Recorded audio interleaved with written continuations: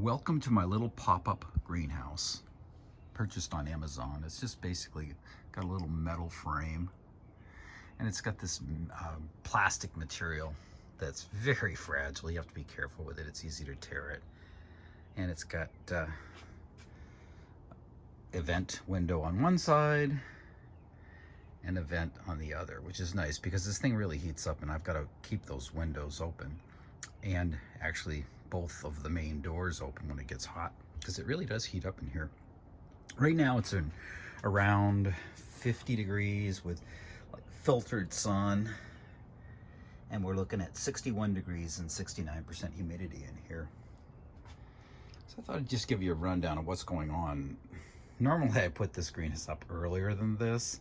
This year I just was so busy I couldn't get to it.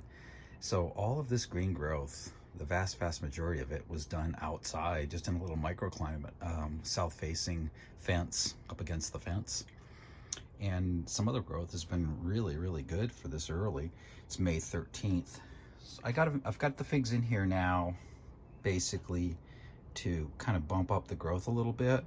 A lot of these are first-year trees, or excuse me, second-year trees. And these are second-year rooted cuttings as well. And I'm just trying to give everything a little bump to potentially create some figs in a second-year tree. And this might be what it takes. So let's just go through a few of these things and see what we've got in here. All right. This one here is called Pistoludo Nero. Very difficult one to find. Terrible grower. And I'm hoping this year it looks pretty good. We'll see what happens. This is Israeli black. This is from Bill in Missouri, one of his faves. This is Parajal. It was sent out to me as a bare-rooted tree in the fall, and I thought I lost it, but it's got a little bud there. Oh, that's another really good one. This is Vertolino from Mario. This one's getting hyped out pretty hard right now. What else do we have? Oh, that's Mariah right there from Ponds. It's looking good for a second-year tree. It could have figs this year. Let's see, what else do we have in here that might be worthy? Parajal Ramada from Eric down in Santa Barbara. I love that beautiful Ramada wood. Could I have figs this year? Possibly. That one there I think is Savanac Noir. That's a Fig du Monde variety. And this one here is Santa Claus Lane, a seedling find by Eric right around Christmas time. This is Lusheim. It's supposed to be very cold hardy. That's good growth for most of it being all outside.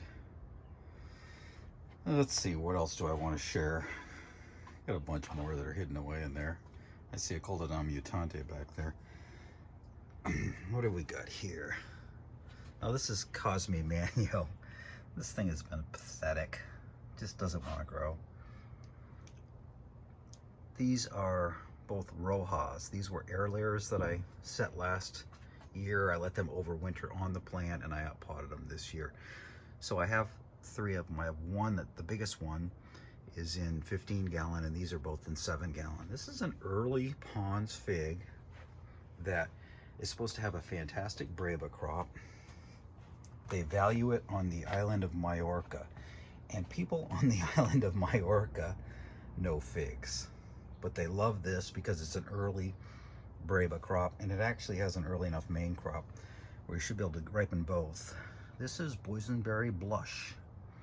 Didn't do much in year one. It's really taking off this year. What else do we have in here?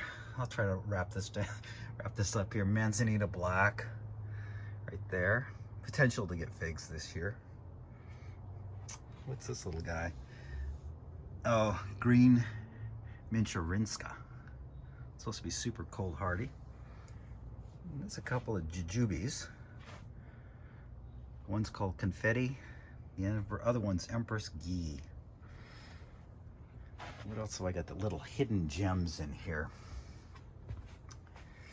What do we got here? Oh, Figoin. Another little potential gem. This one's kind of interesting here. I'll give you the backstory on it.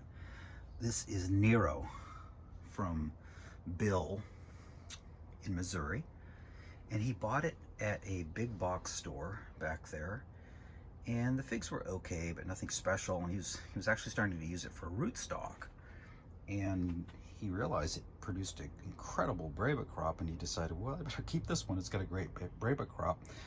So I think it's got real potential for the Pacific Northwest. Oh, there's a Coldodon mutante. This is a nice tree, huh? That thing might even produce figs this year. Anyways, late start, kind of unusual. I usually try to start these trees, these small trees that are going into the second year in here. I just didn't get to it. But right now, it's still raining quite a bit, and the pots are just getting saturated. So having them in here will at very least dry the pots out, and adding another 10 to 20 degrees to the temperature should kickstart things and possibly get some figs going. Very inexpensive. These little pop-up greenhouses are really reasonable. Oh, these are maple root stock. I ordered 4 of the Autumn Blaze maples from Fast Growing Trees, and 2 of them were snapped at the union of the graft. So I just cut them off, and I potted them. I up-potted them, and I'll just try to keep them alive. And the idea is I'll use them as rootstock, and next year I have a larger Autumn Blaze myself and in ground, and I'll just try to take some scion wood off of it and see if I can possibly graft over this rootstock. The rootstock looks like it's alive. Good sign. So 2 of the 4 that they sent came in fair shape. They're outside, they're looking better, and they're replacing 2 that are supposed to arrive today. So with a little bit of patience, maybe I'll get 4 out of the deal.